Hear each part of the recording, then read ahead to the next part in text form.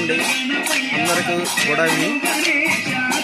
మనం చూస్తున్నది జగన్నాథ స్వామి రథయాత్ర, కోలాటం, భజన, రథయాత్రతో ఈ ఊరు సంతోషపురం ఊరు గ్రామ ప్రజలందరూ నిమగ్నమయ్యారు.